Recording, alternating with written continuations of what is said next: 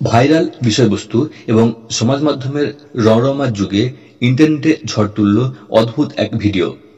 সেই ভিডিওয় দেখা গিয়েছে জীবাশ্মের খোঁজে পাথর ভেঙে ডাইনোসরের কন্ডমের খোঁজ পেলেন এক যুবক। পাথরের অন্দরের সেই বস্তুকে দেখে অন্তত তেমনটাই তকমা দিয়েছেন নেট নাগরিকরা।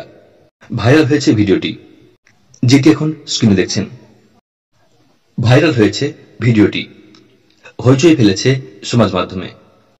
তবে ভিডিওটির সত্যতা নিয়ে প্রশ্ন তুলেছেন নেট নাগরিকরা। ঘটনাটি কবে এবং কোথায় ক্যামেরাবন্দি করা হয়েছে তাও ওই ভিডিও থেকে স্পষ্ট নয়।